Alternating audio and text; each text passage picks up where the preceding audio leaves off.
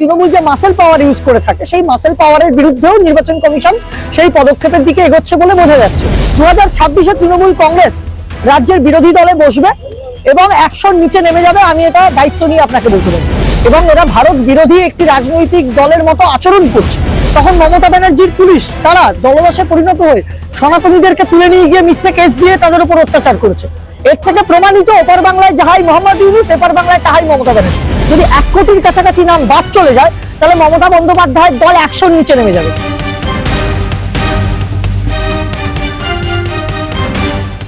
অর্পিতা, আপনাকে মাধ্যমে স্বাগত। দাদা, 43 দিনে একবার নয় তিনবার মুখ্যমন্ত্রী নির্বাচন কমিশনারকে চিঠি পাঠাচ্ছেন এসআইআর স্থগিত করার জন্য, কিভাবে দেখছেন বিষয়টা? মমতা বন্দ্যোপাধ্যায় বুঝতে পেরেছেন ওনার পরাজয়টা একদম নিশ্চিত। উনি মানুষের পালস বোঝেন। হতে পারেন উনি আমাদের বিরোধী দলের নেত্রী, মানে রাজ্যের শাসক দল অর্থাৎ বিজেপির বিরোধী নেত্রী, কিন্তু আমি বারংবার বলছি আগামী দিনে ওনার বিরোধী নেত্রীর জায়গাটা ফাঁকা হচ্ছে ধীরে ধীরে।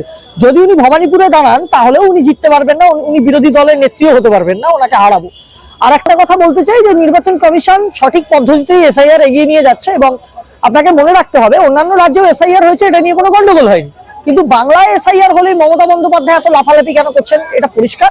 কারণ যারা অবৈধ অনুপ্রবেশকারী এবং মৃত ভোটার অর্থাৎ ভুয়ো ভোটারদের নাম বাদ গেলে উনি বুঝতে পারছেন যে তৃণমূল কংগ্রেসের পরাজয় অবশ্যম্ভাবী, কারণ এই ভুয়ো ভোটারদের ভোটে জিতেই তৃণমূল কংগ্রেস ক্ষমতায় এসেছে।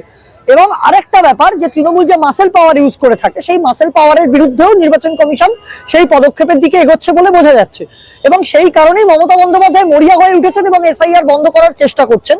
কিন্তু এই ব্যর্থ চেষ্টাতে আমরা বাহবা দিচ্ছি। উনি বারংবার চেষ্টা করে যান, কোনো অসুবিধা নেই, উনি ব্যর্থ হবেন এবং 2026-এ তৃণমূল কংগ্রেস রাজ্যের বিরোধী দলে বসবে এবং 100-র নিচে নেমে যাবে, আমি এটা দায়িত্ব নিয়ে আপনাকে বলতে পারি। দাদা, এখানে বারবার মুখ্যমন্ত্রী চিঠিতে লিখছেন যে অনিয়মের কথা বলছেন, তারপর বলছেন বিএলএদের হচ্ছে থাকার জন্য হেয়ারিং এ, এই বিষয়টা নিয়ে কি বলবেন?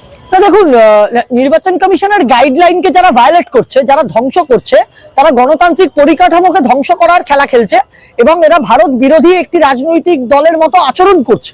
আমি বারংবার বলছি ভারতবর্ষের বুকে সেখানে কোনো রাজনৈতিক দলের বিরোধিতা কেউ করতেই পারেন, বিজেপির বিরোধিতা করতে পারেন, কংগ্রেসের করতে পারেন, সিপিএম এর করতে পারেন, তৃণমূলের করতে পারেন, কিন্তু গণতান্ত্রিক পরিকাঠামোকে যারা আক্রমণ করছে এবং যারা নির্বাচন কমিশনকে আক্রমণ করছে এবং যারা বিদেশি অর্থাৎ বাংলাদেশি অনুপ্রবেশকারীদের দালালি করছেন, মদত করছেন, সম্পূর্ণ তারা দেশদ্রোহী একটি রাজনৈতিক দলের মতোই আচরণ করছেন। এবং আমি বারংবার বলছি মমতা বন্দ্যোপাধ্যায় মানুষের পালস বোঝেন, তিনি বুঝতে পেরেছেন 2026-এ তৃণমূল জিততে পারবে না।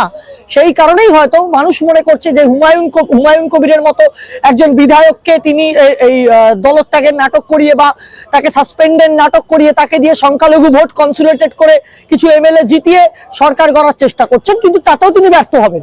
কারণ আমরা দেখেছি সমস্ত পীরজাদারা বলুন বা আব্বাস সিদ্দিকী, নওশাদ সিদ্দিকী থেকে শুরু করে কাসেম সিদ্দিকী, ফুরফুরা শরীফ থেকে শুরু করে প্রত্যেকে একই বক্তব্য রেখেছেন যে মমতা বন্দ্যোপাধ্যায় সংখ্যালঘুদের তেজপাতার মতো ব্যবহার করেছেন এবং তিনি যে সনাতন বিরোধী এটা আমরা বারংবার দেখে এসেছি। সনাতনীরা যখন আক্রমণ তাদের উপর হচ্ছে, মমতা বন্দ্যোপাধ্যায় রাজ্যের মুখ্যমন্ত্রী চুপ করে রয়েছেন।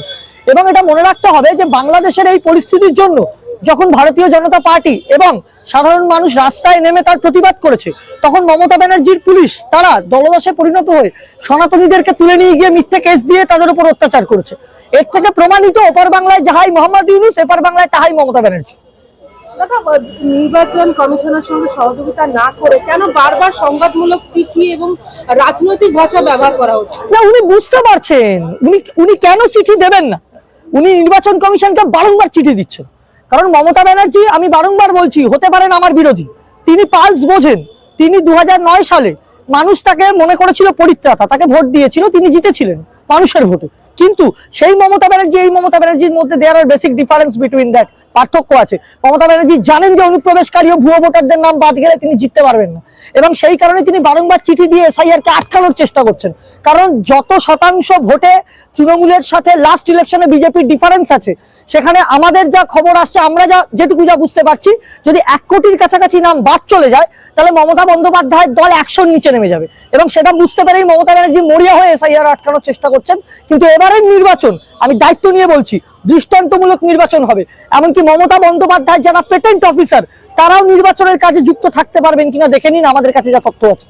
যখন আপিল এবং সংশোধনের সুযোগ রয়েছে তাহলে প্রকৃত ভোটারদের ভয় পাওয়ার কি কোনো কারণ আছে? প্রকৃত ভোটারদের ভয় পাওয়ার কোনো কারণ নেই, আমি দায়িত্ব নিয়ে বলছি।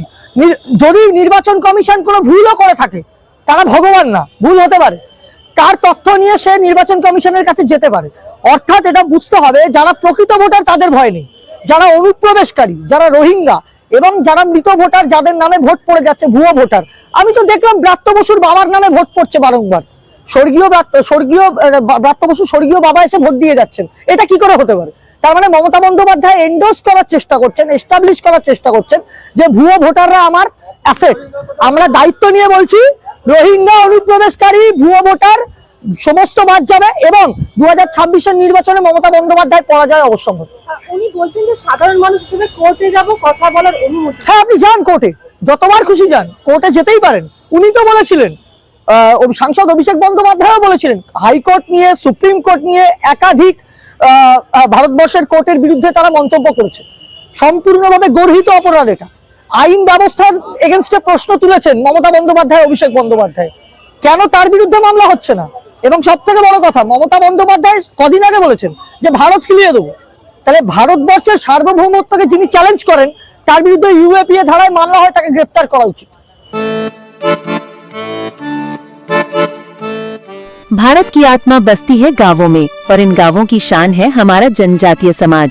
प्रधानमंत्री श्री नरेंद्र मोदी जी और मुख्यमंत्री श्री मोहन यादव जी के नेतृत्व में मध्य प्रदेश सरकार ने लिया है संकल्प, सबका साथ, सबका विकास और सबका विश्वास। धरती आबा जनजातीय ग्राम उत्कर्ष अभियान ने जनजातीय अंचलों में विकास की गंगा बहाई है।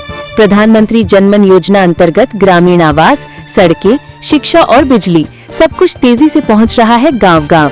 21 जिलों में 66 मोबाइल मेडिकल यूनिट से स्वास्थ्य सेवाएं अब पहुंच रही हैं दूरस्थ अंचलों तक। जनजातीय मेहनतकश भाइयों बहनों को मिला है उनके श्रम का उचित सम्मान। 30 लाख तेंदुपत्ता संग्राहकों को 115 करोड़ रुपए की बोनस राशि और मानदेय 3000 से बढ़ाकर 4000 रुपए प्रति बोरा। ये है गरीब कल्याण और सम्मानजनक जीवन की नई दिशा। नए भारत का सपना तभी पूरा होगा जब युवा सशक्त होंगे।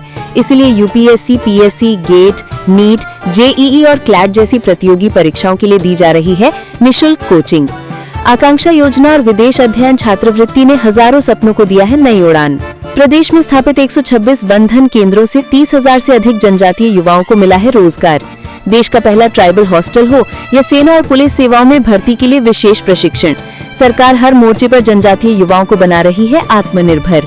माननीय प्रधानमंत्री नरेंद्र मोदी जी के आदिवासी गौरव के संकल्प और मुख्यमंत्री मोहन यादव जी के अथक प्रयासों से आज मध्य प्रदेश का जनजातीय समाज शिक्षा, स्वास्थ्य, रोजगार और सांस्कृतिक संरक्षण हर क्षेत्र में आगे बढ़ रहा है।